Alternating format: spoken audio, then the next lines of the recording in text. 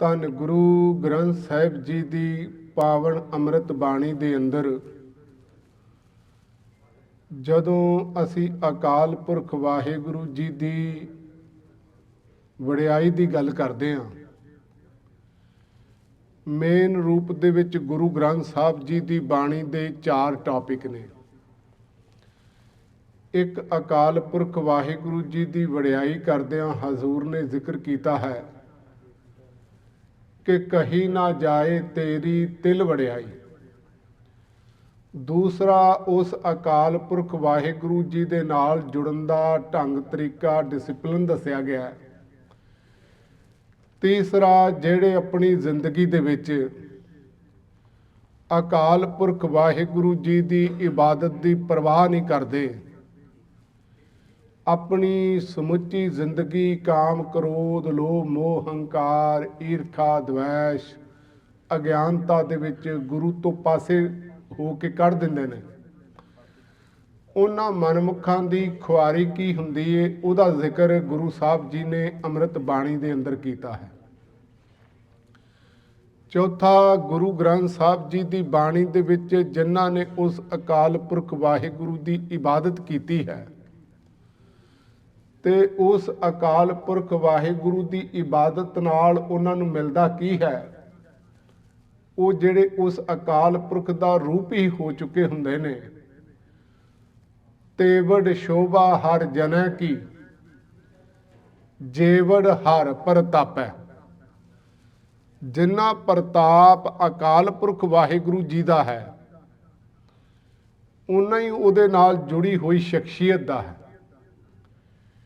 ਐਸੇ ਮਹਾਨ ਸਤਿਗੁਰੂ ਧੰਨ ਗੁਰੂ ਹਰਿਰਾਏ ਸਾਹਿਬ ਜੀ ਤੇ ਵੀ ਹਜ਼ੂਰ ਤੇ ਉਹ ਬਚਨ ਢੁੱਕਦੇ ਨੇ, ਸਾ ਧਰਤ ਪਈ ਹਰਿਆਵਲੀ ਜਿੱਥੈ ਮੇਰਾ ਸਤਿਗੁਰ ਬੈਠਾ ਆਏ, ਸੇ ਜੰਤ ਪਏ ਹਰਿਆਵਲੇ ਜਿਨੀ ਮੇਰਾ ਸਤਿਗੁਰ ਦੇਖਿਆ ਜਾਏ।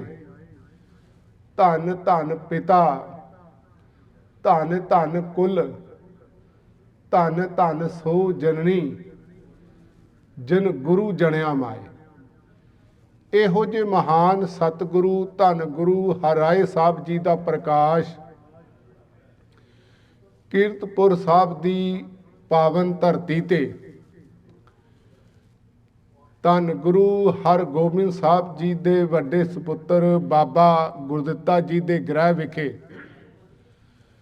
ਸਾਡੇ ਸਾਰਿਆਂ ਦੇ ਸਤਿਕਾਰਯੋਗ ਮਾਤਾ ਨਿਹਾਲ ਕੌਰ ਜੀ ਦੀ ਪਾਵਨ ਕੁੱਖ ਤੋਂ ਉਹਨਾਂ ਦਾ ਸਰੀਰ ਕਰਕੇ ਜਨਮ ਜਾਂ ਗੁਰੂ ਲਈ ਅਸੀਂ ਪ੍ਰਕਾਸ਼ ਦਿਹਾੜਾ ਵਰਤਦੇ ਹਾਂ ਸ਼ਬਦ ਤੇ, ਕਿਉਂਕਿ ਜਿਹੜਾ ਜੰਮਿਆ ਧਰਤੀ ਤੇ ਜੋ ਜਨਮੈ ਸੋ ਜਾਨੋ ਮੂਆ, ਉਹਨੇ ਇੱਕ ਦਿਨ ਖਤਮ ਵੀ ਹੋਣਾ। ਪਰ ਗੁਰੂ ਅਸਲ ਦੇ ਵਿੱਚ ਧਰਤੀ ਤੇ ਉਹ ਰੋਲ ਪਲੇ ਕਰਕੇ ਜਾਂਦੇ ਨੇ ਆਪਣੇ ਸਰੀਰ ਦੇ ਰਾਹੀਂ ਕਿ ਉਹਨਾਂ ਦੀ ਜੋ ਮਨੁੱਖਤਾ ਨੂੰ ਦੇਣ ਹੈ ਉਹ ਆਪਣੇ ਆਪ ਦੇ ਵਿੱਚ ਲਾ ਮਿਸਾਲ ਹੈ। ਇਸ ਕਰਕੇ ਉਹਨਾਂ ਨੂੰ ਕਦੇ ਖਤਮ ਨਹੀਂ ਕੀਤਾ ਜਾ ਸਕਦਾ, ਉਹਨਾਂ ਨੂੰ ਖਤਮ ਨਹੀਂ ਹੁੰਦੇ। ਉਹ ਪ੍ਰਕਾਸ਼ ਰੂਪ ਦੇ ਵਿੱਚ ਸਿਧਾਂਤਾਂ ਦੇ ਰੂਪ ਦੇ ਵਿੱਚ ਗੁਰਬਾਣੀ ਔਰ ਹਿਸਟਰੀ ਦੇ ਰਾਹੀਂ ਸਦਾ ਸਾਡੀ ਅਗਵਾਈ ਕਰਦੇ ਰਹਿਣਗੇ। ਇਸ ਕਰਕੇ ਅਸੀਂ ਸਤਿਗੁਰ ਮੇਰਾ ਸਦਾ ਸਦਾ ਨਾ ਆਵੈ ਨਾ ਜਾਏ, ਉਹ ਅਬਿਨਾਸ਼ੀ ਪੁਰਖ ਹੈ, ਸਭ ਮੈਂ ਰਿਹਾ ਸਮਾਏ। ਉਹ ਅਬਿਨਾਸ਼ੀ ਹੈ, ਉਹਨੇ ਕਦੇ ਨਾਸ਼ ਨਹੀਂ ਹੋਣਾ। ਇਸ ਲਈ ਗੁਰੂ ਸਾਹਿਬ ਲਈ ਅਸੀਂ ਪ੍ਰਕਾਸ਼ ਦਿਹਾੜਾ ਵਰਤ ਰਹੇ ਹਾਂ ਸ਼ਬਦ। ਜਦੋਂ ਧੰਨ ਗੁਰੂ ਹਰਿਰਾਏ ਸਾਹਿਬ ਜੀ ਦਾ ਪ੍ਰਕਾਸ਼ ਹੁੰਦਾ ਹੈ, ਹਜ਼ੂਰ ਸੱਚੀ ਸਰਕਾਰ ਧੰਨ ਗੁਰੂ ਹਰਗੋਬਿੰਦ ਸਾਹਿਬ ਸੱਚੇ ਪਾਤਸ਼ਾਹ ਉਦੋਂ ਅੰਮ੍ਰਿਤਸਰ ਦੀ ਧਰਤੀ ਤੇ ਸਨ। ਉਹਨਾਂ ਨੂੰ ਖਬਰ ਮਿਲਦੀ ਏ ਤੇ ਉਹਨਾਂ ਨੇ ਆਪਣੀ ਜ਼ੁਬਾਨ ਤੋਂ ਵੀ ਵੱਡੀ ਵਸਤ ਦਾ ਗਾਹਕ ਜਿਹੜਾ ਧਰਤੀ ਤੇ ਆ ਗਿਆ। ਉਸ ਤੋਂ ਬਾਅਦ ਗੁਰੂ ਸਾਹਿਬ ਜੀ ਉੱਥੋਂ ਚਾਲੇ ਪਾ ਕੇ ਆ ਕੇ ਦੀਦਾਰ ਕਰਦੇ ਨੇ। ਜਦੋਂ ਗੁਰੂ ਹਰਿਰਾਏ ਸਾਹਿਬ ਜੀ ਨੂੰ ਆਪਣੀ ਗੋਦ ਦੇ ਵਿੱਚ ਲਿਆ ਤੇ ਗੁਰੂ ਹਰਿਰਾਏ ਸਾਹਿਬ ਜੀ ਕਹਿੰਦੇ ਨੇ ਇਹਨਾਂ ਦਾ ਪ੍ਰਕਾਸ਼ ਇਸ ਜਗਤ ਨੂੰ ਹੋਰ ਵਧੀਆ ਬਣਾਉਣ ਦੇ ਲਈ ਆ ਹੋਇਆ। ਅਕਾਲ ਪੁਰਖ ਵਾਹਿਗੁਰੂ ਜੀ ਦੀ ਬੰਦਗੀ ਰਾਹੀਂ ਤੇ ਗੁਣਾਂ ਦੇ ਰਾਹੀਂ ਇਹ ਧਰਤੀ ਨੂੰ ਹੋਰ ਸ਼ਰਸ਼ਾਰ ਕਰਨਗੇ ਤੇ ਮਨੁੱਖਤਾ ਨੂੰ ਅਕਾਲ ਪੁਰਖ ਵਾਹਿਗੁਰੂ ਜੀ ਦੇ ਚਰਨਾਂ ਦੇ ਨਾਲ ਜੋੜ ਕੇ ਇੱਕ ਜਿਹੜਾ ਵਧੀਆ ਇਨਸਾਨ ਬਣਨ ਦੀ ਸਦਾ ਹੀ ਪ੍ਰੇਰਨਾ ਮਨੁੱਖਤਾ ਨੂੰ ਦਿੰਦੇ ਰਹਿਣਗੇ। ਧੰਨ ਗੁਰੂ ਹਰਿਰਾਏ ਸਾਹਿਬ ਸੱਚੇ ਪਾਤਸ਼ਾਹ, ਉਹਨਾਂ ਦੀ ਬਚਪਨ ਦੀ ਐਜੂਕੇਸ਼ਨ ਹਜ਼ੂਰ ਦੇ ਚਰਨਾਂ ਦੇ ਵਿੱਚ ਸ਼ੁਰੂ ਹੋਈ ਹੈ। 4 ਕੁ ਸਾਲ ਦੀ ਉਮਰ ਸੀ ਕਿ ਪਿਤਾ ਗੁਰਦਿੱਤਾ ਜੀ ਅਕਾਲ ਚਲਾਣਾ ਕਰ ਗਏ ਨੇ। ਧੰਨ ਗੁਰੂ ਹਰਗੋਬਿੰਦ ਸਾਹਿਬ ਜੀ ਦੇ ਚਰਨਾਂ ਤੋਂ ਉਹ ਸਾਰਾ ਪ੍ਰੇਮ ਉਹਨਾਂ ਨੂੰ ਮਿਲਣਾ ਸ਼ੁਰੂ ਹੋ ਗਿਆ। ਰੋਜ਼ਾਨਾ ਗੁਰੂ ਘਰ ਦੇ ਵਿੱਚ ਜਿਹੜੀਆਂ ਐਕਟੀਵਿਟੀਜ਼ ਉਸ ਸਮੇਂ ਹੁੰਦੀਆਂ ਸੀ, ਸਵੇਰੇ ਰੋਜ਼ ਉੱਠਦਿਆਂ ਹੀ ਅੰਮ੍ਰਿਤ ਵੇਲੇ ਅਕਾਲ ਪੁਰਖ ਦੀ ਇਬਾਦਤ ਬਾਣੀ ਪੜ੍ਹਨੀ, ਉਸ ਤੋਂ ਬਾਅਦ ਹਜ਼ੂਰ ਆਪ ਤਕਰੀਰ ਕਰਦੇ ਸਨ। ਸਮੇਂ ਦੇ ਹਾਲਾਤਾਂ ਬਾਰੇ ਜਿਹੜਾ ਪ੍ਰੇਰਨਾ ਕੀਤੀ ਜਾਂਦੀ ਸੀ। ਧੰਨ ਗੁਰੂ ਹਰਗੋਬਿੰਦ ਸਾਹਿਬ ਜੀ ਮਹਾਰਾਜ ਦਿਨ ਦੇ ਕਈ ਘੰਟੇ ਸਿੰਘਾਂ ਦੀ ਆਰਮੀ ਦੀ ਪ੍ਰੈਕਟਿਸ ਕਰਵਾਉਂਦੇ ਸਨ, ਕਿਉਂਕਿ ਉਸ ਸਮੇਂ ਦੇ ਦੌਰਾਨ ਹਿੰਦੁਸਤਾਨ ਦੀ ਹਕੂਮਤ ਧੰਨ ਗੁਰੂ ਅਰਜਨ ਸਾਹਿਬ ਜੀ ਨੂੰ ਸ਼ਹੀਦ ਕਰ ਚੁੱਕੀ ਸੀ। ਉਸ ਤੋਂ ਬਾਅਦ ਜਿਹੜੇ ਗੁਰੂ ਸਾਹਿਬ ਨੇ 4 ਜੰਗ ਵੀ ਲੜੇ ਸਨ ਹਕੂਮਤ ਦੇ ਨਾਲ। ਉਸ ਸਮੇਂ ਗੁਰੂ ਸਾਹਿਬ ਜੀ ਦਾ ਬਹੁਤ ਸਾਰਾ ਸਮਾਂ ਸਿੱਖਾਂ ਨੂੰ ਹਥਿਆਰਾਂ ਦੀ ਪ੍ਰੈਕਟਿਸ ਕਰਵਾਉਂਦਿਆਂ ਹੋਇਆਂ, ਘੋੜਸਵਾਰੀ ਹੋਰ ਜੰਗ ਦੀ ਦਾਅ ਪੇਚ ਸਿਖਾਉਂਦਿਆਂ ਹੋਇਆਂ, ਪੋਲੀਟੀਕਲ ਤੌਰ 'ਤੇ ਅਵੇਅਰ ਕਰਦਿਆਂ ਹੋਇਆਂ ਨਾਲੇ ਨਿਕਲਦਾ ਸੀ। ਨਾਲੇ ਮਨੁੱਖਤਾ ਨੂੰ ਚੰਗਾ ਸਮਾਜ ਕਿਵੇਂ ਸਿਰਜਿਆ ਜਾ ਸਕਦਾ ਹੈ, ਇਹ ਗੁਰਬਾਣੀ ਦੇ ਰਾਹੀਂ ਗੁਰੂ ਸਾਹਿਬ ਥਾਂ 'ਤੇ ਫਿਰ ਕੇ ਲੋਕਾਂ ਨੂੰ ਐਜੂਕੇਟ ਕਰ ਰਹੇ ਸਨ। ਧੰਨ ਗੁਰੂ ਹਰਗੋਬਿੰਦ ਸਾਹਿਬ ਸੱਚੇ ਪਾਤਸ਼ਾਹ ਨੇ ਇਸੇ ਤਰ੍ਹਾਂ ਗੁਰੂ ਹਰਿਰਾਏ ਸਾਹਿਬ ਜੀ ਦੀ ਵੀ ਟ੍ਰੇਨਿੰਗ ਸ਼ੁਰੂ ਕੀਤੀ। ਬਾਣੀ ਦੀ ਟ੍ਰੇਨਿੰਗ ਕੀਤੀ ਗਈ, ਹਥਿਆਰਾਂ ਦੀ ਟ੍ਰੇਨਿੰਗ, ਬਕਾਇਦਾ ਘੋੜਸਵਾਰੀ ਧੰਨ ਗੁਰੂ ਹਰਿਰਾਏ ਸਾਹਿਬ ਜੀ ਨੂੰ ਜਿਹੜੀ ਉਸ ਸਮੇਂ ਟ੍ਰੇਨਿੰਗ ਦਿੱਤੀ ਗਈ। ਇੱਥੇ ਕੁਝ ਘਟਨਾਵਾਂ ਨੇ ਜਿਨ੍ਹਾਂ ਦਾ ਅਸੀਂ ਇਤਿਹਾਸ ਦੇ ਵਿੱਚੋਂ ਜ਼ਿਕਰ ਪੜ੍ਹਨੇ ਆ। ਅਸੀਂ ਕਈ ਵਾਰ ਉਹਨਾਂ ਨੂੰ ਸੀਮਤ ਤੌਰ ਦੇ ਉੱਤੇ ਵੇਖਦੇ ਹਾਂ। ਧੰਨ ਗੁਰੂ ਹਰਿਰਾਏ ਸਾਹਿਬ ਜੀ ਮਹਾਰਾਜ ਬਾਗ ਦੇ ਵਿੱਚ ਵਿਚਰਦਿਆਂ ਹੋਇਆਂ ਉਹਨਾਂ ਦੇ ਚੋਲੇ ਨਾਲ ਅੜ ਕੇ ਇੱਕ ਫੁੱਲ ਟੁੱਟ ਜਾਂਦਾ। ਤੁਹਾਨੂੰ ਪਤਾ ਹੈ, ਇਤਿਹਾਸ ਤੁਸੀਂ ਕਈ ਵਾਰੀ ਸਰਵਣ ਕੀਤਾ ਹੋਏਗਾ। ਤੇ ਧੰਨ ਗੁਰੂ ਹਰਗੋਬਿੰਦ ਸਾਹਿਬ ਜੀ ਮਹਾਰਾਜ ਜੀ ਦੇ ਕੋਲ ਜਦੋਂ ਹਜ਼ੂਰ ਧੰਨ ਗੁਰੂ ਹਰਿਰਾਏ ਸਾਹਿਬ ਜੀ ਜਾਂਦੇ ਨੇ, ਉਸ ਸਮੇਂ ਉਹਨਾਂ ਨੇ ਜਦੋਂ ਇਹ ਗੱਲ ਕੀਤੀ ਵੀ ਆ ਜਿਹੜਾ ਫੁੱਲ ਮੇਰੇ ਕੋਲੋਂ ਟੁੱਟ ਕੇ ਡਿੱਗਾ ਹੈ, ਗੁਰੂ ਹਰਗੋਬਿੰਦ ਸਾਹਿਬ ਜੀ ਮਹਾਰਾਜ ਕਿਉਂਕਿ ਗੁਰਬਾਣੀ ਵੀ ਸਾਰੀ ਪੜ੍ਹੀ ਹੈ ਨਾ, ਉਹਨਾਂ ਦਿਨਾਂ ਦੇ ਵਿੱਚ ਕੁਦਰਤ ਦੇ ਇਹ ਵਰਤਾਰੇ ਰਾਹੀਂ ਬੜੇ ਵੱਡੇ ਮੈਸੇਜ ਜਿਹੜੇ ਸਮਝਾ ਦਿੱਤੇ ਜਾਂਦੇ ਸਨ। ਬੱਚਿਆਂ ਨੂੰ ਜੇ ਐਜੂਕੇਟ ਕਰਨਾ, ਗੁਰੂ ਦਾ ਘਰ ਤੇ ਵੈਸੇ ਹੀ ਗਿਆਨ ਦਾ ਸਾਗਰ ਸੀ, ਤੇ ਜਿੱਥੇ ਬਾਣੀ ਦੇ ਨਾਲ ਬਾਣੀ ਦੇ ਰਾਹੀਂ ਰੋਜ਼ ਇਹੋ ਜਿਹੀਆਂ ਐਗਜ਼ਾਮਪਲਸ ਰਾਹੀਂ ਸਮਝਾਇਆ ਜਾਂਦਾ ਸੀ, ਪਰ ਬੜੀ ਗਹਿਰੀ ਨਜ਼ਰ ਦੇ ਨਾਲ ਜ਼ਿੰਦਗੀ ਦੇ ਵਿੱਚ ਇੱਕ ਇਨਕਿਊਜ਼ਿਟਿਵ ਮਾਈਂਡ ਪੈਦਾ ਕਰਨ ਦੇ ਲਈ ਵੀ ਜਗਿਆਸੂ ਬਿਰਤੀ, ਹਰ ਐਕਟੀਵਿਟੀ ਦੇ ਵਿੱਚੋਂ ਬੰਦਾ ਕੁਝ ਸਿੱਖੇ ਤੇ ਉਹ ਬੜਾ ਡੀਪਲੀ ਸੋਚ ਕੇ ਆਪਣੀ ਲਾਈਫ ਦੇ ਬੜੇ ਵਧੀਆ ਡਿਸੀਜ਼ਨ ਲੈ ਕੇ ਚੰਗੇ ਰਿਜ਼ਲਟ ਮਨੁੱਖਤਾ ਦੇ ਲਈ ਕੱਢ ਸਕੇ। ਉਦੋਂ ਗੁਰੂ ਸਾਹਿਬ ਜੀ ਨੇ ਜ਼ਿਕਰ ਕੀਤਾ ਵੀ ਬੇਟਾ, ਜਦੋਂ ਬੰਦੇ ਦਾ ਚੋਲਾ ਜਾਮਾ ਵੱਡਾ ਹੋਵੇ ਨਾ, ਤੇ ਉਸ ਸਮੇਂ ਬੰਦੇ ਦੀ ਰਿਸਪੌਂਸਿਬਿਲਟੀ ਵੱਧ ਜਾਂਦੀ ਹੈ। ਅਸੀਂ ਘਟਨਾ ਤੇ ਕੇਵਲ ਇੰਨੀ ਕੋਈ ਸੁਣਨੇ ਆ ਕਿ ਗੁਰੂ ਹਰਗੋਬਿੰਦ ਸਾਹਿਬ ਜੀ ਨੇ ਕਿਹਾ ਵੀ ਚੋਲਾ ਸੰਕੋਚ ਕੇ ਤੁਰਨਾ ਚਾਹੀਦਾ ਹੈ, ਵੀ ਕਿਸੇ ਦੀ ਕੋਮਲਤਾ ਨੂੰ ਹਰਟ ਨਹੀਂ ਹੋਣਾ ਚਾਹੀਦਾ। ਉੱਥੋਂ ਅਸਲ ਦੇ ਵਿੱਚ ਗੁਰੂ ਸਾਹਿਬ ਜੀ ਦਾ ਬੜਾ ਵੱਡਾ ਮੈਸੇਜ ਸੀ। ਮੈਂ ਕਹਿੰਦਾ ਉਸ ਸਮੇਂ ਹੋ ਸਕਦਾ ਗੁਰੂ ਸਾਹਿਬ ਜੀ ਨੇ ਬੜਾ ਲੰਮਾ ਚੌੜਾ ਹਿਸਟਰੀ ਤੇ ਸਮਾਜ ਦਾ ਵਰਤਾਰਾ ਉਹਨਾਂ ਸਾਹਮਣੇ ਰੱਖਿਆ ਹੋਵੇ ਕਿ ਵੇਖੋ ਹਿੰਦੁਸਤਾਨ ਦੀ ਜਿਹੜੀ ਹਕੂਮਤ ਹੈ ਉਹਨਾਂ ਕੋਲ ਵੀ ਪਾਵਰ ਬਹੁਤ ਹੈ, ਪਰ ਜਦੋਂ ਪਿੰਡਾਂ ਦੇ ਵਿੱਚ ਜਿਹੜਾ ਇਨਵੇਡ ਕਰਦੇ ਨੇ, ਪਿੰਡਾਂ ਦੇ ਪਿੰਡ ਉਜਾੜਦੇ ਜਾਂਦੇ ਨੇ, ਧੀਆਂ ਭੈਣਾਂ ਦੀ ਇੱਜ਼ਤ ਦਾਅ ਦੇ ਉੱਤੇ ਲੱਗਦੀ ਹੈ। ਉਹ ਜਦੋਂ ਲੋਕ ਕੁਰਲਾਉਂਦੇ ਨੇ ਤੇ ਟੁੱਟਦੇ ਨੇ, ਘਰਾਂ ਦੇ ਘਰ ਟੁੱਟਦੇ ਨੇ, ਹਜ਼ਾਰਾਂ ਲੋਕਾਂ ਦੀਆਂ ਜ਼ਿੰਦਗੀਆਂ ਜਾਂਦੀਆਂ ਨੇ, ਉਹਨਾਂ ਨੂੰ ਬਿਲਕੁਲ ਮਹਿਸੂਸ ਨਹੀਂ ਹੁੰਦਾ। ਇੰਨੇ ਬਰੂਟਲ ਤੇ ਪੱਥਰ ਦੇ ਲੋਕ ਬਣ ਜਾਂਦੇ ਨੇ। ਕੱਲ ਨੂੰ ਤੁਸੀਂ ਵੀ ਇੱਕ ਪਾਵਰ ਜਿਹੜੀ ਗੁਰੂ ਨਾਨਕ ਸਾਹਿਬ ਜੀ ਦਾ ਘਰ ਹੈ, ਇੱਥੇ ਆ ਕੇ ਸਿੱਖ ਸੰਗਤ ਬੜਾ ਸਤਿਕਾਰ ਕਰ ਰਹੀ ਹੈ।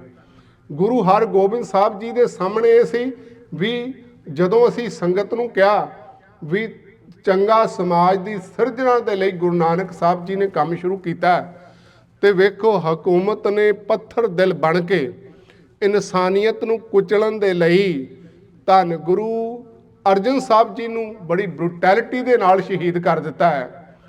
ਤੇ ਉਸ ਸਮੇਂ ਚੰਗੇ ਘੋੜਿਆਂ ਦੀ ਗੁਰੂ ਸਾਹਿਬ ਜੀ ਗੱਲ ਕਰਦੇ ਨੇ ਵੀ ਅੱਜ ਤੋਂ ਬਾਅਦ ਚੰਗੇ ਘੋੜੇ ਅਰਪਣ ਕਰੋ, ਅੱਜ ਤੋਂ ਬਾਅਦ ਚੰਗੀ ਜਵਾਨੀ ਅਰਪਣ ਕਰੋ।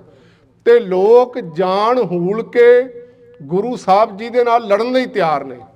ਉੱਥੇ ਅਕਾਲ ਤਖਤ ਦੀ ਸਿਰਜਣਾ ਜਸਟਿਸ ਦੇ ਲਈ ਹੋਈ ਹੈ, ਤੇ ਫਿਰ ਇੱਕ ਮਨੁੱਖਤਾ ਦੇ ਲਈ ਕੰਪੈਸ਼ਨ, ਕਾਈਂਡਨੈਸ ਤੇ ਜਸਟਿਸ ਦੇ ਲਈ ਗੁਰੂ ਸਾਹਿਬ ਜੀ ਨੇ ਬਹੁਤ ਲੰਮੀਆਂ ਚੌੜੀਆਂ ਉਦਾਹਰਨਾਂ ਦੇ ਕੇ ਧੰਨ ਗੁਰੂ ਹਰਿਰਾਏ ਸਾਹਿਬ ਜੀ ਨੂੰ ਉਹਨਾਂ ਦੇ ਅੰਦਰ ਜਿਹੜੀ ਪਹਿਲਾਂ ਬਚਪਨ ਤੋਂ ਹੀ ਰਿਸਪੌਂਸਿਬਿਲਿਟੀ ਜਾਂ ਗੁਰੂ ਘਰ ਦੇ ਪ੍ਰਤੀ ਫਰਜ਼ ਨਿਭਾਉਣ ਦੀ ਜਿਹੜੀ ਬਿਰਤੀ ਹੈ, ਉਹਨੂੰ ਗੁਰੂ ਸਾਹਿਬ ਜੀ ਨੇ ਹੋਰ ਪ੍ਰਵਾਹ ਕੀਤਾ। ਬੇਟਾ ਇਸ ਤਰ੍ਹਾਂ ਇਹ ਜਿਹੜੀ ਥਾਂ ਤੇ ਤੁਸੀਂ ਬਹਿਣਾ ਹੈ ਨਾ ਆਉਣ ਵਾਲੇ ਸਮੇਂ ਦੇ ਵਿੱਚ, ਭਾਵੇਂ ਉਹ ਵਰਬਲੀ ਇਸ ਤਰ੍ਹਾਂ ਦੇ ਲਫ਼ਜ਼ ਜਿਹੜੇ ਨਾ ਯੂਜ਼ ਕੀਤੇ ਹੋਣ, ਪਰ ਗੁਰੂ ਸਾਹਿਬ ਜੀ ਦੀ ਇੱਕ ਪਲੈਨਿੰਗ ਸੀ। ਜਦੋਂ ਕਹਿੰਦੇ ਨੇ ਕਿ ਅਸਲ ਦੇ ਵਿੱਚ ਜਿਹੜਾ ਵੱਡਾ ਗਾਹਕ ਜਿਹੜਾ ਵੱਡੇ ਕਾਰਜ ਦਾ ਆ ਗਿਆ, ਇਹਦਾ ਮਤਲਬ ਗੁਰੂ ਹਰਗੋਬਿੰਦ ਸਾਹਿਬ ਸੱਚੇ ਪਾਤਸ਼ਾਹ ਨੇ ਉਦੋਂ ਉਹਨਾਂ ਨੂੰ ਤਿਆਰ ਕਰਨਾ ਸ਼ੁਰੂ ਕਰ ਦਿੱਤਾ ਹੈ। ਇਸ ਤਰ੍ਹਾਂ ਗੁਰੂ ਹਰਗੋਬਿੰਦ ਸਾਹਿਬ ਸੱਚੇ ਪਾਤਸ਼ਾਹ ਦੇ ਜੀਵਨ ਦੇ ਵਿੱਚੋਂ ਗੁਰਬਾਣੀ ਦੇ ਨਾਲ ਰੰਗ ਰਤਿਆਂ ਹੋਇਆ ਗੁਰੂ ਸਾਹਿਬ ਜੀ ਦਾ ਜੀਵਨ ਚੱਲਦਾ ਹੈ। ਤੇ ਜਦੋਂ 14 ਕੁ ਸਾਲ ਦੀ ਉਮਰ ਉਹਨਾਂ ਦੀ ਹੁੰਦੀ ਹੈ, ਹਿਸਟੋਰੀਅਨ ਦੇ ਮੁਤਾਬਕ 8 ਮਾਰਚ ਸੰਨ 1644 ਨੂੰ ਧੰਨ ਗੁਰੂ ਹਰਗੋਬਿੰਦ ਸਾਹਿਬ ਸੱਚੇ ਪਾਤਸ਼ਾਹ ਹਰ ਪੱਖੋਂ ਯੋਗ ਜਾਣ ਕੇ, ਕਿਉਂਕਿ ਸਾਰੀ ਉਹਨਾਂ ਦੀ ਪਰਵਰਿਸ਼ ਜਿਹੜੀ ਗੁਰੂ ਸਾਹਿਬ ਜੀ ਦੇ ਚਰਨਾਂ ਦੇ ਵਿੱਚ ਹੀ ਹੋਈ ਸੀ, ਇਸ ਕਰਕੇ ਗੁਰਤਾ ਗੱਦੀ ਬਖਸ਼ਿਸ਼ ਕਰ ਦਿੰਦੇ ਨੇ ਧੰਨ ਗੁਰੂ ਹਰਿਰਾਏ ਸਾਹਿਬ ਸੱਚੇ ਪਾਤਸ਼ਾਹ ਨੂੰ।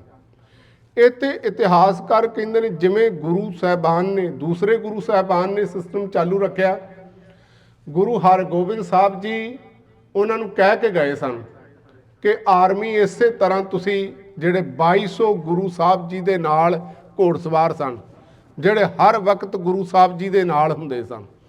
ਇਹ ਸੀ ਜਸਟਿਸ ਦੇ ਲਈ ਬੜਾ ਜ਼ਰੂਰੀ ਸੀ। ਔਰ ਜਿਹੜੀ ਲਹਿਰ ਗੁਰੂ ਨਾਨਕ ਸਾਹਿਬ ਜੀ ਨੇ ਜਿਹੜੀ ਸ਼ੁਰੂ ਕੀਤੀ ਸੀ, ਉਹਦੀ ਪ੍ਰੋਟੈਕਸ਼ਨ ਦੇ ਲਈ, ਕਿਉਂਕਿ ਹਿਊਮੈਨਿਟੇਰੀਅਨ ਕੰਮ ਕਰਨੇ ਸੀ ਬੜੇ ਵੱਡੇ, ਤੇ ਉਹਦੇ ਲਈ ਹਥਿਆਰਬੰਦ ਇੱਕ ਘੋੜਸਵਾਰ ਜਿਹੜੇ ਸਿੱਖਾਂ ਨੂੰ ਗੁਰੂ ਸਾਹਿਬ ਜੀ ਟ੍ਰੇਨਿੰਗ ਦੇ ਰਹੇ ਸਨ। ਫਿਰ ਆਪ ਵੀ ਧੰਨ ਗੁਰੂ ਹਰਿਰਾਏ ਸਾਹਿਬ ਸੱਚੇ ਪਾਤਸ਼ਾਹ ਰੋਜ਼ ਗੁਰੂ ਹਰਗੋਬਿੰਦ ਸਾਹਿਬ ਜੀ ਦੀ ਤਰ੍ਹਾਂ ਸ਼ਿਕਾਰ ਖੇਡਣ ਵਾਸਤੇ ਜੰਗਲ ਦੇ ਵਿੱਚ ਜਾਂਦੇ ਨੇ। ਨਗਾਰਾ ਗੁਰੂ ਸਾਹਿਬ ਜੀ ਦੇ ਸਾਹਮਣੇ ਜਿਹੜਾ ਸੋਵਰਨਟੀ ਦਾ ਪ੍ਰਤੀਕ ਹੈ ਉਹ ਵੱਜਦਾ ਹੈ, ਜਿਹਦਾ ਮਤਲਬ ਇਹ ਸੀ ਕਿ ਅਸਲ ਦੇ ਵਿੱਚ ਤੁਸੀਂ ਵੇਖੋ ਕਈ ਵਾਰੀ ਇਹ ਸ਼ਿਕਾਰ ਦੀ ਘਟਨਾ ਸਾਨੂੰ ਆਮ ਜੀ ਲੱਗਦੀ ਹੈ, ਪਰ ਸਾਰਾ ਦਿਨ ਸਿਪਾਹੀਆਂ ਨੂੰ ਮਗਰ ਭੱਜਣਾ ਪੈਂਦਾ ਸੀ। ਇਹਦਾ ਮਤਲਬ ਸਰੀਰਕ ਫਿਜ਼ੀਕਲੀ ਤੌਰ ਤੇ ਬੜੀ ਐਕਸਰਸਾਈਜ਼ ਹੁੰਦੀ ਸੀ। ਫਿਰ ਜਿਹੜਾ ਅਸਲ ਦੇ ਵਿੱਚ ਜੋ ਰਾਜਿਆਂ ਨੂੰ ਰਾਈਟ ਸਨ, ਉਸ ਤਰ੍ਹਾਂ ਦੇ ਰਾਈਟਸ ਗੁਰੂ ਸਾਹਿਬ ਜੀ ਜਿਹੜੇ ਉਹਨਾਂ ਨੂੰ ਦੇਣਾ ਚਾਹੁੰਦੇ ਸਨ, ਤੇ ਉਹਦੇ ਲਈ ਉਹਨਾਂ ਦੇ ਅੰਦਰ ਜਿਹੜੀ ਜ਼ਿੰਦਾ ਦਿਲੀ ਪੈਦਾ ਹੁੰਦੀ ਸੀ, ਬਰੇਵਰੀ ਤੋਂ ਬਿਨਾਂ ਇਹ ਸ਼ਿਕਾਰ ਨਹੀਂ ਸੀ ਖੇਡਿਆ ਜਾ ਸਕਦਾ ਰਾਜਿਆਂ ਦੇ ਜਿਹੜੇ ਪੈਰਲਰ।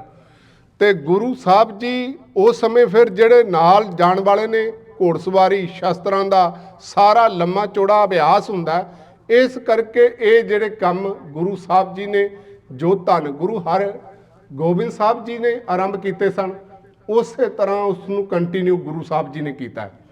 ਇੱਥੋਂ ਤੱਕ ਵੀ ਇਤਿਹਾਸਕਾਰਾਂ ਨੇ ਜ਼ਿਕਰ ਕੀਤਾ ਹੈ ਵੀ ਪਿੰਡ ਦੇ ਵਿੱਚ ਗੁਰੂ ਸਾਹਿਬ ਜੀ ਨਾਲ ਫੌਜਾਂ ਨੇ, ਘੋੜੇ ਦੀਆਂ ਟਾਪਾਂ ਦੀ ਆਵਾਜ਼ ਸੁਣ ਕੇ ਇੱਕ ਛੋਟਾ ਜਿਹਾ ਬੱਚਾ ਇੱਕਦਮ ਚੀਕਾਂ ਮਾਰਦਾ ਹੋਇਆ ਘਰ ਨੂੰ ਭੱਜਦਾ। ਗੁਰੂ ਸਾਹਿਬ ਘੋੜਾ ਰੋਕ ਲੈਂਦੇ ਨੇ। ਗੁਰੂ ਸਾਹਿਬ ਉਹ ਬੱਚੇ ਨੂੰ ਜਾ ਕੇ ਗੋਦ ਦੇ ਵਿੱਚ ਲੈਂਦੇ, ਧੰਨ ਗੁਰੂ ਹਰਗੋਬਿੰਦ ਸਾਹਿਬ ਹਰਿਰਾਏ ਸਾਹਿਬ।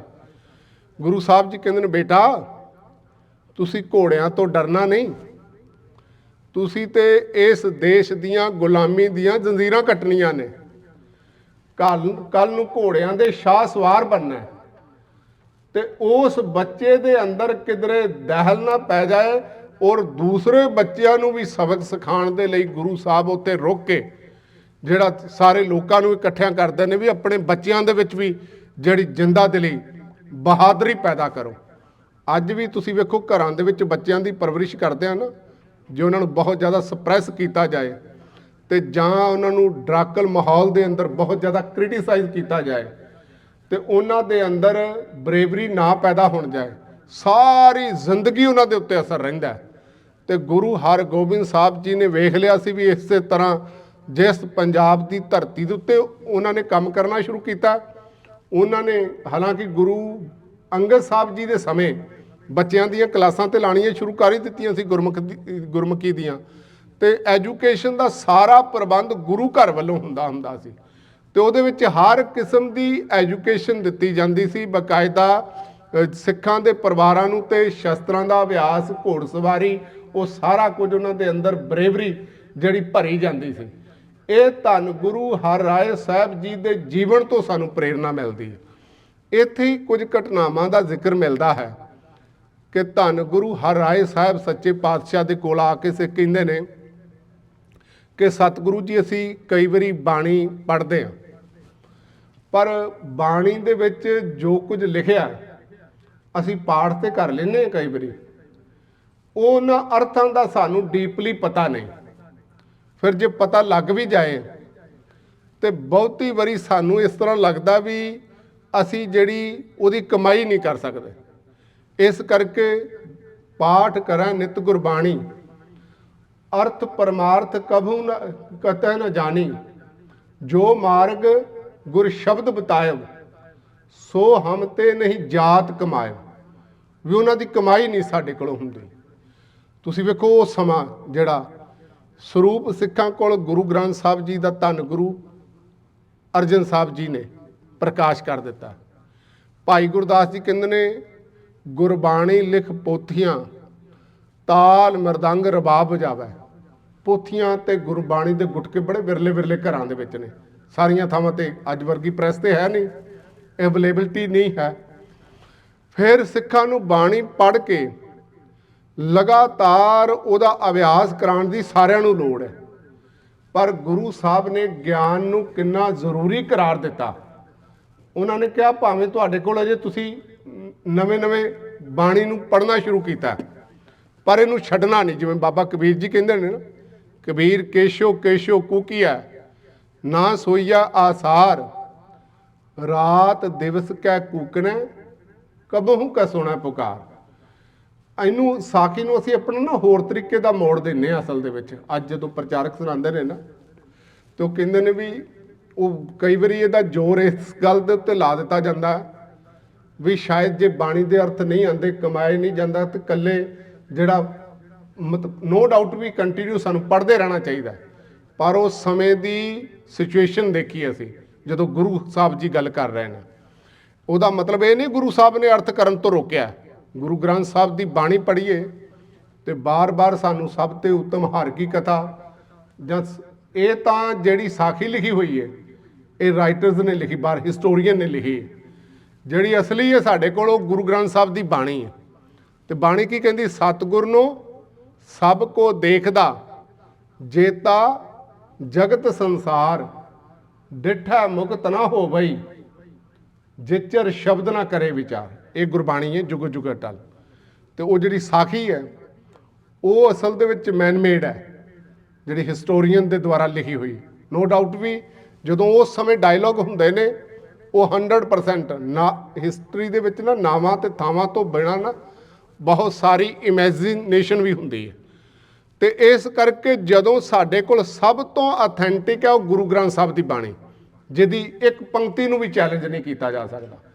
ਇਸ ਕਰਕੇ ਗੁਰੂ ਗ੍ਰੰਥ ਸਾਹਿਬ ਦੀ ਬਾਣੀ ਦੇ ਵਿੱਚ ਅਰਥਾਂ ਦੇ ਉੱਤੇ ਵੀ ਜ਼ੋਰ ਦਿੱਤਾ ਗਿਆ, ਦੂਸਰਾ ਉਹਨੂੰ ਕਮਾਉਣ ਤੇ ਵੀ ਜ਼ੋਰ ਦਿੱਤਾ ਗਿਆ। ਜਿਵੇਂ ਸੇਵਕ ਸਿੱਖ ਪੂਜਨ ਸਭ ਆਵੈ, ਸਭ ਗਾਵੈ ਹਰ ਹਰ ਉੱਤਮ ਬਾਣੀ, ਗਾਵਿਆ ਸੁਣਿਆ ਤਿਨਕਾ ਹਰ ਥਾਂ ਪਾਵੈ, ਜਿਨ ਸਤਿਗੁਰ ਕੀ ਆਗਿਆ ਸਤ ਸਤ ਕਰਮਾਂ ਨੇ। ਗੁਰੂ ਸਾਹਿਬ ਜੀ ਨੇ ਬਾਣੀ ਦੇ ਅੰਦਰ ਜ਼ਿਕਰ ਕੀਤਾ। ਇਹਦਾ ਮਤਲਬ ਗੁਰਬਾਣੀ ਪੜ੍ਹਨੀ ਵੀ ਜ਼ਰੂਰੀ ਹੈ, ਗੁਰਬਾਣੀ ਨੂੰ ਵਿਚਾਰਨਾ ਵੀ ਜ਼ਰੂਰੀ ਹੈ, ਗੁਰਬਾਣੀ ਦੇ ਮੁਤਾਬਕ ਚੱਲਣਾ ਵੀ ਜ਼ਰੂਰੀ ਹੈ। ਵੇਦ ਬੜਾ ਪੜ੍ਹੈ ਮੁਖ ਮੀਠੀ ਬਾਣੀ, ਜੀਆਂ ਕਹਤ ਨਾ ਸੰਗਾ ਪਰਾਣੇ। ਪਰ ਉਹ ਜਿਹੜੀ ਸਾਖੀ ਲਿਖਣ ਵਾਲੇ ਦਾ ਮੂਲ ਭਾਵ ਹੈ ਉਹ ਵੀ ਸਾਨੂੰ ਸਾਡੇ ਲਈ ਜ਼ਰੂਰੀ ਹੈ ਵੀ ਇੱਕ ਪੱਖ ਉਹਦਾ ਇਹ ਵੇ ਵੀ ਇਸ ਕਰਕੇ ਵੀ ਜੇ ਅੱਜ ਸਮਝ ਨਹੀਂ ਆ ਰਹੀ ਤੇ ਬੰਦਾ ਛੱਡ ਛਡਾ ਕੇ ਹੀ ਨਾ ਬਹਿ ਜਾਏ। ਇਸ ਕਰਕੇ ਬੰਦਾ ਲਗਾਤਾਰ ਬਾਣੀ ਪੜ੍ਹਦਾ ਰਹੇ। ਜਦੋਂ ਗਿਆਨ ਨੌਲੇਜ ਓਰੀਐਂਟਡ ਹੋਏਗਾ ਨਾ, ਇੱਕ ਦਿਨ ਕਿਰਪਾ ਜਿਹੜੀ ਵਾਪਰੇਗੀ। ਇਸ ਕਰਕੇ ਲਗਾਤਾਰ ਉਹ ਜਿਹੜੀ ਸਾਖੀ ਹੈ ਉਹਦਾ ਡੀਪਲੀ ਭਾਵ ਵੀ ਅਸੀਂ ਸਮਝਣਾ ਵੀ ਜੇ ਕਵੀ ਸੰਤੋਖ ਸਿੰਘ ਜੀ ਨੇ ਲਿਖ ਦਿੱਤਾ ਜਾਂ ਹਿਸਟੋਰੀਅਨ ਕਹਿੰਦੇ ਨੇ, ਤੇ ਅੱਜ ਦੇ ਸੰਦਰਭ ਦੇ ਵਿੱਚ ਜਦੋਂ ਵਾਪਰਨਾ, ਕਿਉਂਕਿ ਅੱਜ ਨਾ ਪਿੱਛੇ ਜੇ ਪੰਜਾਬ ਦੇ ਵਿੱਚ ਇਹ ਗੱਲ ਸੀ ਵੀ ਬਾਣੀ ਸਮਝ ਨਹੀਂ ਆਉਂਦੀ, ਇਸ ਕਰਕੇ ਬਹੁਤ ਸਾਰੇ ਸਾਧ ਉਹ ਧਾਰਨਾ ਨੂੰ ਕਹਿੰਦੇ ਸੀ ਕੀਰਤਨ ਹੈ ਵੀ ਨੋ ਡਾਊਟ ਵੀ ਹੋ ਸਕਦਾ ਉਹ ਧਾਰਨਾ ਗੁਰਬਾਣੀ ਦੇ ਮੁਤਾਬਕ ਉਹਦੇ ਅਰਥ ਨਿਕਲਦੇ ਹੋਣ ਉਹ ਧਾਰਨਾ ਦੇ, ਤੇ ਪਰ ਜਦੋਂ ਅਸੀਂ ਕਹਿੰਦੇ ਨੇ ਨਾ ਗੁਰਬਾਣੀ ਸਮਝ ਨਹੀਂ ਆਉਂਦੀ, ਤੇ ਇਹ ਇਸ ਕਰਕੇ ਧਾਰਨਾ ਦੀ ਉਹ ਜਿਹੜੀ ਅਸੀਂ ਰਿਪਲੇਸਮੈਂਟ ਉਹਦੀ ਦਿੱਤੀ ਹੈ, ਉਹਦੇ ਨਾਲ ਇੱਕ ਬੜੀ ਵੱਡੀ ਅਸੀਂ ਬਾਣੀ ਦੀ ਨਾ ਬੇਅਦਬੀ ਕਰ ਰਹੇ ਹੁੰਦੇ ਹਾਂ। ਸਾਧ ਸੰਗਤ, ਕੁਰਾਨ ਸ਼ਰੀਫ ਅਰਬੀ ਦੇ ਵਿੱਚ ਹੈ ਤੇ ਬੜੀ ਡਿਫਿਕਲਟ ਲੈਂਗੁਏਜ ਹੈ, ਸੌਖਿਆ ਨਹੀਂ ਸਮਝ ਆਉਂਦੀ ਨਵੇਂ ਬੰਦੇ ਨੂੰ, ਤੇ ਕਈ ਸਾਲ ਲਾ ਕੇ ਉਹਦੇ 'ਤੇ ਮੁਹਾਰਤ ਹੁੰਦੀ, ਪਰ ਫਿਰ ਵੀ ਕਦੇ ਵੀ ਮੁਸਲਮਾਨ ਵੀਰਾਂ ਦੇ ਜ਼ੁਬਾਨ ਤੋਂ ਅਸ਼ਰਦਕ ਲਫ਼ਜ਼ ਨਹੀਂ ਸੁਣੋਗੇ ਵੀ ਮੁਹੰਮਦ ਸਾਹਿਬ ਨੇ ਪਤਾ ਨਹੀਂ ਕੀ ਲਿਖਿਆ, ਸਾਨੂੰ ਤੇ ਸਮਝ ਨਹੀਂ ਆਉਂਦੀ ਇਹਦੇ 'ਚ। ਉਹ ਅਸਲ ਦੇ ਵਿੱਚ ਉਹ ਸਾਰੇ ਪੂਰੇ ਬਹੁਤ ਸਾਰੇ ਹਾਫਿਜ਼, ਜਿਹਨੂੰ ਹਾਫਿਜ਼ ਕਹਿੰਦੇ ਨੇ, ਪੂਰਾ ਕੁਰਾਨ ਸ਼ਰੀਫ ਉਹਨਾਂ ਨੂੰ ਬਹੁਤੀ ਵਾਰੀ ਯਾਦ ਹੁੰਦਾ, ਤੇ ਉਹਨਾਂ ਦੀ ਅੰਦਰੋਂ ਕੋਸ਼ਿਸ਼ ਹੁੰਦੀ ਵੀ ਜੇ ਮੰਨ ਲਓ ਕੁਰਾਨ ਸ਼ਰੀਫ ਦੇ ਜਿਹੜੇ ਸਰੂਪ ਨੇ ਉਹ ਡਿਸਟਰੋਏ ਹੋ ਜਾਣ, ਇੱਕ ਵੀ ਧਰਤੀ ਤੇ ਮੁਸਲਮਾਨ ਹੋਵੇ ਉਹ ਦੁਬਾਰਾ ਲਿਖਾ ਲਏਗਾ, ਇਸ ਤਰ੍ਹਾਂ ਦੀਆਂ ਭਾਵਨਾ ਨਾਲ ਉਹ ਯਾਦ ਕਰਦੇ ਨੇ। ਇਸੇ ਤਰ੍ਹਾਂ ਤੁਸੀਂ ਵੇਖੋ ਬਾਈਬਲ ਹੈ, ਉਹ ਨਹੀਂ ਕਹਿੰਦੇ ਵੀ ਪਤਾ ਨਹੀਂ ਕੀ ਲਿਖਿਆ ਸਾਨੂੰ ਸਮਝ ਨਹੀਂ ਹੁੰਦਾ। ਇਸ ਤਰ੍ਹਾਂ ਹਿੰਦੂਇਜ਼ਮ ਦੇ ਗ੍ਰੰਥ ਨੇ, ਕੇਵਲ ਅਸੀਂ ਸਿੱਖ ਹੀ ਬਹਾਨਾ ਲਾਉਂਦੇ ਹਾਂ ਹੁਣ ਵੀ ਬਾਣੀ ਸਮਝ ਨਹੀਂ ਆਉਂਦੀ। ਉਹਦਾ ਕਾਰਨ ਹੈ ਵੀ ਕੋਈ ਵੀ ਲੈਂਗੁਏਜ ਸਮਝ ਨਹੀਂ ਆਉਂਦੀ। ਜੇ ਇੰਗਲਿਸ਼ ਵੀ ਕਿਸੇ ਨੂੰ ਸਮਝ ਆਉਂਦੀ ਹੈ ਨਾ, ਤੇ ਉਹ ਵੀ 15-18 ਸਾਲ ਦਿੱਤੇ ਹੁੰਦੇ ਨੇ। ਆ ਪੰਜਾਬੀ ਵੀ ਜਿੰਨੀ ਕੁ ਤੁਹਾਨੂੰ ਸਮਝ ਆਉਂਦੀ ਨਾ, ਉਹਦੇ ਲਈ ਕਾਫੀ ਸਾਲ ਜ਼ਿੰਦਗੀ ਦੇ ਦਿੱਤੇ ਹੋਏ ਨੇ ਕਿਸੇ ਵੀ ਲੈਂਗੁਏਜ ਦੇ ਵਿੱਚ। ਇਸ ਕਰਕੇ ਜਦੋਂ ਗੁਰੂ ਗ੍ਰੰਥ ਸਾਹਿਬ ਦੀ ਬਾਣੀ ਦੇ ਲਈ ਅਸੀਂ ਟਾਈਮ ਕੱਢਾਂਗੇ, ਤੇ ਟਾਈਮ ਕੱਢ ਕੇ ਜੇ ਅਸੀਂ ਆਪਣੇ ਆਪ ਨੂੰ ਸਿੱਖ ਸਮਝਦੇ ਹਾਂ, ਤੇ ਸਾਡੇ ਲਈ ਫਿਰ ਬਾਣੀ ਤੋਂ ਛੋਟ ਨਹੀਂ ਦਿੱਤੀ ਜਾ ਸਕਦੀ। ਇਸ ਲਈ ਗੁਰੂ ਸਾਹਿਬ ਨੇ ਕਿਹਾ, ਹਮਰੀ ਪਿਆਰੀ ਅੰਮ੍ਰਿਤ ਧਾਰੀ ਗੁਰ ਨਿਮਖ ਨਾ ਮਨ ਤੇ ਟਾਰੀ ਨੇ, ਵੀ ਗੁਰੂ ਸਾਹਿਬ ਨੇ ਤੇ ਪਲ ਝਪਕਣ ਦੇ ਸਮੇਂ ਜਿੰਨੀ ਵੀ ਗੁਰਬਾਣੀ ਨੂੰ ਜਿਹੜਾ ਨਹੀਂ ਟਾਲਿਆ ਆਪਣੀ ਜ਼ਿੰਦਗੀ 'ਚ, ਉਹ ਤੇ ਸਦਾ ਜੁੜੇ ਰਹੇ ਗੁਰਬਾਣੀ ਦੇ ਨਾਲ। ਸਾਰੀਆਂ ਪ੍ਰਾਪਤੀਆਂ ਜਿਹੜੀਆਂ ਪੁਰਾਣੀਆਂ ਸਿੱਖਾਂ ਨੇ, ਸ਼ਹਾਦਤਾਂ ਵਾਪਰੀਆਂ ਨੇ, ਵੱਡੀਆਂ ਕੁਰਬਾਨੀਆਂ ਦਿੱਤੀਆਂ, ਸਿੱਖਾਂ ਦਾ ਰਾਜ ਤੱਕ ਆਇਆ, ਉਹ ਗੁਰਬਾਣੀ ਦੀ ਅਸਲ ਦੇ ਵਿੱਚ ਪੋਟੈਂਸ਼ੀਅਲ ਸੀ ਗੁਰਬਾਣੀ ਦਾ। ਕਿਉਂਕਿ ਗੁਰਬਾਣੀ ਰਾਹੀਂ ਅੱਜ ਵੀ ਜੇ ਸਿੱਖਾਂ ਨੂੰ ਕੋਈ ਪ੍ਰਾਪਤੀ ਹੋਏਗੀ ਨਾ, ਪੋਲੀਟੀਕਲ ਭਾਵੇਂ ਪ੍ਰਾਪਤੀ ਹੋਵੇ ਜਾਂ ਇਕੱਠੇ ਹੋ ਕੇ ਅਸੀਂ ਕਰਨੀ ਸਾਂਝੀ, ਉਹ ਸਾਨੂੰ ਕੇਵਲ ਧਰਮ ਹੀ ਇਕੱਠਿਆਂ ਕਰ ਸਕਦਾ। ਵੈਸੇ ਨਹੀਂ ਅਸੀਂ ਇਕੱਠੇ, ਅਸੀਂ ਬਰਾਦਰੀਆਂ ਦੇ ਵਿੱਚ ਵੰਡੇ ਹੋਏ ਲੋਕ ਹਾਂ। ਅਸੀਂ ਧਨ ਦੌਲਤ ਦੇ ਹੰਕਾਰ ਦੇ ਵਿੱਚ ਇੱਕ ਦੂਜੇ ਨੂੰ ਜਿਹੜਾ ਬਰਾਬਰ ਨਹੀਂ ਸਮਝਦੇ। ਅਸੀਂ ਸੋਸ਼ਲ ਸਟੇਟਸ ਨੂੰ ਲੈ ਕੇ ਕਈ ਵਾਰੀ ਨਫ਼ਰਤ ਕਰਨ ਵਾਲੇ ਲੋਕ ਹਾਂ। ਇਹ ਜੇ ਇਨ ਫਿਊਚਰ ਵੀ ਸਾਨੂੰ ਸਾਰੀ ਮਨੁੱਖਤਾ ਨੂੰ ਜਾਂ ਸਾਨੂੰ ਇਹ ਅਹਿਸਾਸ ਹੋਏਗਾ ਨਾ ਵੀ ਅਸੀਂ ਇੱਕ ਗੁਰੂ ਦੇ ਧੀਆਂ ਪੁੱਤਰ ਹਾਂ, ਉਹ ਗੁਰਬਾਣੀ ਦੇ ਰਾਹੀਂ ਹੀ ਹੋਏਗਾ। ਇਸ ਕਰਕੇ ਗੁਰਬਾਣੀ ਨੂੰ ਆਪਣੇ ਜੀਵਨ ਦੇ ਵਿੱਚ ਪੜ੍ਹਨ, ਸਮਝਣ ਤੇ ਸਮਝਣ ਕੇ ਦੇ ਨਾਲ ਅਪਣਾਉਣ ਦੇ ਲਈ ਵੀ ਲਗਾਤਾਰ ਸਾਨੂੰ ਤਿਆਰ ਰਹਿਣਾ ਹੀ ਚਾਹੀਦਾ, ਔਰ ਆਪਣੇ ਮਨ ਨੂੰ ਜਗਿਆਸੂ ਕਰਕੇ ਤੇ ਜਗਿਆਸੂ ਬਣ ਕੇ ਇਹਨੂੰ ਸਮਝਣ ਦੇ ਲਈ ਹੋਰ ਜਿਹੜਾ ਯਤਨ ਸਾਨੂੰ ਕਰਨਾ ਚਾਹੀਦਾ ਰੋਜ਼ਾਨਾ।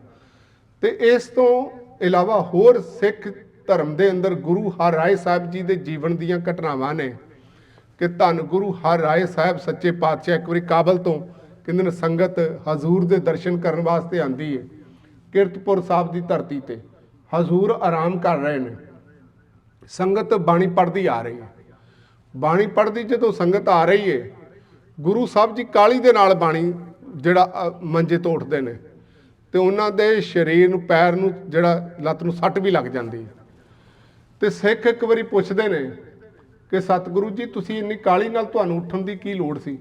ਵੀ ਬਾਣੀ ਤੁਹਾਡੀ ਹੈ, ਤੁਸੀਂ ਆਪ ਹੀ ਉਚਾਰਨ ਵਾਲੇ, ਉਸੇ ਗੁਰਤਾ ਗੱਦੀ ਦੇ ਉੱਤੇ ਤੁਸੀਂ ਬੈਠੇ ਹੋਏ ਹੋ, ਤੇ ਫਿਰ ਤੁਸੀਂ ਕਾਹਲੀ ਦੇ ਨਾਲ ਕਿਉਂ ਜਿਹੜਾ ਉੱਠੇ? ਜਦੋਂ ਸੰਗਤ ਦਾ ਸਵਾਲ ਸੀ, ਗੁਰੂ ਸਾਹਿਬ ਜੀ ਉੱਥੇ ਕਹਿੰਦੇ ਨੇ, ਜਿਨ ਪੈ ਬਾਣੀ ਅਦਬ ਨਾ ਧਾਰਾ, ਜਾਣੋ ਸੋ ਸਿੱਖ ਨਹੀਂ ਹਮਾਰਾ। ਅਸਲ ਦੇ ਵਿੱਚ ਬਾਣੀ ਗੁਰੂ ਦੇ ਸਰੀਰ ਨਾਲ ਹੋਵੇ, ਜਿਹੜੀ ਗੁਰੂ ਸਾਹਿਬ ਨੇ। ਵੇਖੋ ਸਾਰੀ ਦੁਨੀਆ ਨਾ ਅੱਜ ਪ੍ਰਿੰਸੀਪਲ ਬੇਸ ਤੇ, ਆ ਜਿਹੜੀ ਅਮਰੀਕਨ ਸੁਸਾਇਟੀ ਹੈ ਨਾ, ਇੱਥੇ ਵੀ ਕਿਹਾ ਜਾਂਦਾ ਵੀ ਜਿਹੜੇ ਪ੍ਰਿੰਸੀਪਲ ਬੇਸ ਸੁਸਾਇਟੀ, ਜਿੱਥੇ ਨਾ ਇਕੁਐਲਿਟੀ ਬਿਫੋਰ ਲਾ ਹੈ, ਵੀ ਕਾਨੂੰਨ ਦੇ ਸਾਹਮਣੇ ਨਾ, ਕੰਸਟੀਟਿਊਸ਼ਨ ਦੇ ਸਾਹਮਣੇ ਭਾਵੇਂ ਪ੍ਰੈਜ਼ੀਡੈਂਟ ਹੋਵੇ ਤੇ ਭਾਵੇਂ ਇੱਕ ਬਿਲਕੁਲ ਆਮ ਬੰਦਾ ਹੋਵੇ, ਦੋਵੇਂ ਬਿਲਕੁਲ ਬਰਾਬਰ ਨੇ। ਤੇ ਜਿਹੜਾ ਰੱਬ ਦਾ ਗਿਆਨ ਹੈ ਨਾ, ਉਹ ਸਾਡੇ ਲਈ ਕੰਸਟੀਟਿਊਸ਼ਨ ਹੈ। ਵਾਹ ਵਾਹ ਬਾਣੀ ਨਿਰੰਕਾਰ ਹੈ, ਤਿਸ ਜੇਵੜ ਅਵਰ ਨਾ ਕੋਏ। ਤੇ ਜਦੋਂ ਨਿਰੰਕਾਰ ਤਾਂ ਮਦਰ ਨੇਚਰ ਆਪਣੇ ਆਪ ਨੂੰ ਮਨੁੱਖਤਾ ਦੇ ਸਾਹਮਣੇ, ਹਿਊਮਨ ਬੀਇੰਗ ਦੇ ਸਾਹਮਣੇ ਡਿਸਕਲੋਜ਼ ਕਰਦੀ ਹੈ ਨਾ, ਤੇ ਉਹ ਬਾਣੀ ਗਿਆਨ ਦੇ ਰਾਹੀਂ ਕਰਦੀ ਹੈ। ਇਸ ਕਰਕੇ ਗੁਰੂ ਸਾਹਿਬ ਜੀ ਨੇ ਉੱਥੇ ਜ਼ਿਕਰ ਕੀਤਾ, ਜਦ ਪਹਿਲੇ ਜਾਮੇ ਦੇ ਵਿੱਚ ਗੁਰੂ ਨਾਨਕ ਸਾਹਿਬ ਜੀ ਕਹਿੰਦੇ ਨੇ ਸ਼ਬਦ ਗੁਰੂ ਸੁਰਤ ਧੁਨ ਚੇਲਾ। ਤੇ ਸਾਰੇ ਗੁਰੂ ਸਾਹਿਬਾਨ ਨੇ ਇਸ ਗੱਲ ਨੂੰ ਬਰਕਰਾਰ ਰੱਖਿਆ ਵੀ ਬਾਣੀ ਜਿਹੜੀ ਉਹਦੀ ਸਪਿਰਿਟੀ ਕਾਇਮ ਰਹਿਣੀ ਚਾਹੀਦੀ। ਜੇ ਬਾਣੀ ਦਾ ਪ੍ਰਕਾਸ਼ ਹਰਮੰਦਰ ਸਾਹਿਬ ਦੀ ਧਰਤੀ ਤੇ ਹੁੰਦਾ ਤੇ ਗੁਰੂ ਸਾਹਿਬ ਜੀ ਉੱਥੇ ਵੀ ਗੁਰੂ ਬਾਣੀ ਨੂੰ ਜਿਹੜਾ ਸਰਵਸ਼੍ਰੇਸ਼ਟ ਦਰਜਾ ਦਿੰਦੇ ਨੇ। ਤੇ ਸਾਰੀ ਬਾਣੀ ਦੇ ਵਿੱਚ ਧੰਨ ਗੁਰੂ ਰਾਮਦਾਸ ਜੀ ਦੇ ਬਚਨ ਅਸੀਂ ਪੜ੍ਹਦੇ ਹਾਂ, ਬਾਣੀ ਗੁਰੂ, ਗੁਰੂ ਹੈ ਬਾਣੀ, ਵਿੱਚ ਬਾਣੀ ਅੰਮ੍ਰਿਤ ਸਾਰੇ, ਗੁਰ ਬਾਣੀ ਕਹੈ ਸੇਵਕ ਜਨ ਮਾਨੈ, ਪ੍ਰਤੱਖ ਗੁਰੂ ਨਿਸਤਾਰੇ। ਇਹ ਗੁਰੂ ਹਰਿਰਾਏ ਸਾਹਿਬ ਸੱਚੇ ਪਾਤਸ਼ਾਹ ਨੇ ਉਸ ਸਮੇਂ ਜਿਹੜੇ ਸਿੱਖਾਂ ਦੇ ਅੰਦਰ ਮੇਕ ਸ਼ੋਰ ਕੀਤਾ, ਔਰ ਆਪਣੇ ਜੀਵਨ ਦੇ ਵਿੱਚ ਆਪ ਇੱਕ ਐਗਜ਼ਾਮਪਲ ਬਣ ਕੇ ਗੁਰੂ ਸਾਹਿਬ ਜੀ ਨੇ ਸਾਨੂੰ ਇਹ ਪੂਰਨੇ ਪਾ ਕੇ ਦੱਸਿਆ ਵੀ ਗੁਰਬਾਣੀ ਅਸਲ ਦੇ ਵਿੱਚ ਸਰੀਰ ਤੋਂ ਕਿੰਨੀ ਸਰਵਸ਼੍ਰੇਸ਼ਟ ਹੈ। ਇਸ ਕਰਕੇ ਇਸ ਗੱਲ ਦੀ ਵੀ ਸਾਨੂੰ ਜੀਵਨ ਦੇ ਅੰਦਰ ਖਿੱਚ ਬਣੀ ਰਹਿਣੀ ਚਾਹੀਦੀ ਹੈ। ਔਰ ਜਦੋਂ ਅਸੀਂ ਵੇਖਦੇ ਹਾਂ ਨਾ, ਮਾਫ ਕਰਨਾ, ਘਰਾਂ ਦੇ ਵਿੱਚ ਅੱਜ ਜਦੋਂ ਕਿਧਰੇ ਗੁਰੂ ਗ੍ਰੰਥ ਸਾਹਿਬ ਜੀ ਦਾ ਪ੍ਰਕਾਸ਼ ਹੁੰਦਾ ਨਾ, ਅਸੀਂ ਕੇਵਲ ਰਿਚੁਅਲ ਸੈਰੀਮਨੀਜ਼ ਤੱਕ ਗੁਰੂ ਗ੍ਰੰਥ ਸਾਹਿਬ ਜੀ ਨੂੰ ਜਿਹੜਾ ਸੀਮਿਤ ਕੀਤਾ, ਵੀ ਜਨਮ ਦਿਨ ਮਨਾ ਲਏ ਜਾਂ ਵਿਆਹ ਸ਼ਾਦੀਆਂ ਜਾਂ ਕੋਈ ਬੰਦਾ ਚੜ੍ਹਾਈ ਕਰ ਗਿਆ, ਉਦੋਂ ਜਦੋਂ ਅਖੰਡ ਪਾਠ ਵੀ ਹੁੰਦਾ ਹੈ ਨਾ, ਤੁਸੀਂ ਵੇਖੋ ਕਈ ਵਾਰੀ 5 ਬੰਦੇ ਔਖੇ ਹੋਏ ਹੁੰਦੇ ਨੇ ਜੇ ਪ੍ਰਕਾਸ਼ ਕਰਨਾ ਹੋਵੇ ਪਿੰਡਾਂ ਦੇ ਵਿੱਚ। ਤੇ ਜੇ ਅਸੀਂ ਘਰ ਦੇ ਵਿੱਚ ਸਹਿਜ ਪਾਠ, ਅਖੰਡ ਪਾਠ ਦੇ ਲਈ ਬੰਦਾ ਅਰਦਾਸ ਕਰਦਾ ਹੈ, ਭਾਈ ਸਾਹਿਬ ਅਰਦਾਸ ਕਰਦੇ ਨੇ, ਤੇ ਅੱਜ ਪਰਿਵਾਰ ਦੇ ਮੈਂਬਰ ਪਹਿਲੀਆਂ 5 ਪੌੜੀਆਂ ਸੁਣਦੇ ਨੇ ਅਖੰਡ ਪਾਠ ਦੀਆਂ ਜਾਂ ਸਹਿਜ ਪਾਠ ਦੀਆਂ, ਫਿਰ ਸਾਰੇ ਪਰਿਵਾਰ ਦੇ ਮੈਂਬਰ ਬਾਹਰ, ਤੇ ਭਾਈ ਸਾਹਿਬ ਥਾਲੀ ਦੇ ਵਿੱਚ ਕੜਾਹ ਪ੍ਰਸ਼ਾਦ ਪਾ ਕੇ ਕੱਲੇ ਕੱਲੇ ਕਮਰੇ ਜਾਣ ਕੇ ਵੀ ਜੇ ਬਾਣੀ ਨਹੀਂ ਸੁਣਨੀ ਤੇ ਕੜਾਹ ਹੀ ਛਕ ਲਓ, ਪ੍ਰਸ਼ਾਦ ਹੀ ਛਕ ਲਓ। 3 ਦਿਨ ਬੰਦਾ ਟੀਵੀ ਅੱਗੇ ਬੈਠਾ ਰਹਿੰਦਾ, 3 ਜਿਹੜਾ ਬੰਦਾ ਰਿਸ਼ਤੇਦਾਰਾਂ ਨੂੰ ਅਟੈਂਡ ਕਰਦਾ ਰਹਿੰਦਾ, ਤੇ ਬੰਦਾ ਬਾਣੀ ਸੁਣ ਲਈ ਤਿਆਰ ਨਹੀਂ ਹੁੰਦਾ ਕਈ ਵਾਰੀ। ਤੇ ਗੁਰੂ ਹਰਿਰਾਏ ਸਾਹਿਬ ਦੇ ਜੀਵਨ ਤੋਂ ਇਹ ਪ੍ਰੇਰਨਾ ਮਿਲਦੀ ਹੈ ਵੀ ਉਹ ਬਾਣੀ ਨੂੰ ਕਿੰਨਾ ਜਿਹੜੀ ਜ਼ਿੰਦਗੀ 'ਚ ਤਰਜੀਹ ਦਿੰਦੇ ਸੀ। ਤੁਸੀਂ ਵੇਖੋ ਅੱਜ ਬੰਦਾ ਨਾ ਜਿਹੜੀ ਬਾਣੀ ਨੂੰ ਜਿਵੇਂ ਅਸੀਂ ਇਗਨੋਰ ਕਰ ਰਹੇ ਹਾਂ, ਬੰਦੇ ਕੋਲ ਨਾ ਰੋਟੀ ਪਕਾਉਣ ਵਾਸਤੇ ਸਮਾਂ ਨਾ ਹੋਵੇ ਤੇ ਹੋਮ ਸਰਵਿਸ ਹੈ, ਬੰਦਾ ਫੋਨ ਕਰੇ ਘਰ ਦੇ ਵਿੱਚ ਲੰਗਰ ਆ ਜਾਂਦਾ, ਕੱਪੜੇ ਸਵਾਉਣ ਲਈ ਸਮਾਂ ਨਹੀਂ ਤੇ ਰੈਡੀਮੇਡ ਬਣੇ ਬਣਾਏ ਮਿਲਦੇ ਨੇ, ਘਰ ਬਣਾਉਣ ਲਈ ਬੰਦੇ ਕੋਲ ਬਿਲਡਿੰਗ ਬਣਾਉਣ ਲਈ ਸਮਾਂ ਨਾ ਹੋਵੇ ਤੇ ਫਿਰ ਵੀ ਬਣੀ ਬਣਾਈ ਸਾਨੂੰ ਮਿਲ ਜਾਂਦੀ ਹੈ। ਇਸ ਤਰ੍ਹਾਂ ਬੰਦੇ ਨੇ ਸੋਚਿਆ ਵੀ ਰੱਬ ਦੀ ਭਗਤੀ ਲਈ ਸ਼ਾਇਦ ਮੇਰੇ ਕੋਲ ਸਮਾਂ ਨਹੀਂ, ਤੇ ਕਿਉਂ ਨਾ ਮੈਂ ਕੁਝ ਮਾਇਆ ਇਕੱਲੀ ਅਰਪਣ ਕਰਾਂ ਤੇ ਮੈਨੂੰ ਆਪ ਜਿਹੜਾ ਪਾਰਟਿਸਿਪੇਟ ਨਾ ਕਰਨਾ ਪਏ, ਤੇ ਅਸਲ ਵਿੱਚ ਜਿਹੜਾ ਬਾਣੀ ਦਾ ਸਾਰਾ ਫਲ ਹੈ ਨਾ ਉਹ ਮੇਰੇ ਅਕਾਊਂਟ ਦੇ ਵਿੱਚ ਆ ਜਾਏ। ਗੁਰਬਾਣੀ ਕਹਿੰਦੀ ਹਰ ਚੀਜ਼ ਕੁਦਰਤ ਦੇ ਵਿੱਚ ਵਿਕਾਊ ਹੋ ਸਕਦੀ ਹੈ, ਪਰ ਰੱਬ ਵਿਕਾਊ ਨਹੀਂ ਹੈ। ਕੰਚਨ ਸਿਉ ਪਾਈਆ ਨਹੀਂ ਤੋਲ, ਮਨ ਦੇ ਰਾਮ ਲਿਆ ਹੈ ਮੋਲ। ਇਸ ਕਰਕੇ ਸਾਨੂੰ ਆਪ ਸਮਾਂ ਦੇਣਾ ਪੈਣਾ, ਬਾਣੀ ਪੜ੍ਹਨੀ ਪੈਣੀ, ਜੀਵਨ ਦੇ ਵਿੱਚ ਅਪਣਾਉਣੀ ਪੈਣੀ, ਤੇ ਜੋ ਗੁਰੂ ਸਾਹਿਬ ਨੇ ਰਾਹ ਦੱਸਿਆ ਉਹਦੇ ਤੇ ਚੱਲਣ ਤੋਂ ਬਿਨਾਂ ਸਾਡੇ ਕੋਲ ਹੋਰ ਕੋਈ ਵੀ ਵੇ ਨਹੀਂ ਹੈ। ਜਦੋਂ ਅਸੀਂ ਗੁਰਬਾਣੀ ਦੇ ਵਿੱਚੋਂ ਪੜ੍ਹਦੇ ਆ ਨਾ, ਤੇ ਗੁਰੂ ਸਾਹਿਬ ਜੀ ਇਸੇ ਲਈ ਸਾਨੂੰ ਬਾਰ-ਬਾਰ ਬਾਣੀ ਨੂੰ ਅਪਣਾ ਕੇ ਬਾਣੀ ਵਿਚਾਰੀਆ ਜੀਓ, ਇਹ ਹੁਕਮ ਨਿਤ ਉਠ ਗਾਵੋ ਪ੍ਰਭ ਕੀ ਬਾਣੀ, ਇਹ ਹੁਕਮ ਗੁਰੂ ਸਾਹਿਬ ਜੀ ਕਰਦੇ ਨੇ। ਗੁਰੂ ਸਾਹਿਬ ਜੀ ਕਿਰਪਾ ਕਰਨ। ਹੁਣ ਸਤਿਕਾਰਯੋਗ ਰਾਗੀ ਜਥਾ ਆਪ ਜੀ ਦੇ ਸਰਮੁਖ ਭਾਈ ਅਮਰਜੀਤ ਸਿੰਘ ਜੀ ਤਾਨ ਆ ਚੁੱਕੇ ਨੇ, ਤੇ ਗੁਰਬਾਣੀ ਦੇ ਇਲਾਹੀ ਕੀਰਤਨ ਦੇ ਰਾਹੀਂ ਆਪ ਜੀ ਦੀ ਸੇਵਾ ਦੇ ਵਿੱਚ ਹਾਜ਼ਰ ਹੋਣਗੇ ਜੀ। ਗਲਤੀਆਂ ਭੁੱਲਾਂ ਦੀ ਖਿਮਾ ਕਰਦੇ ਹੋਏ ਫਤਿਹ ਦੀ ਸਾਂਝ ਕਰੋ ਜੀਓ।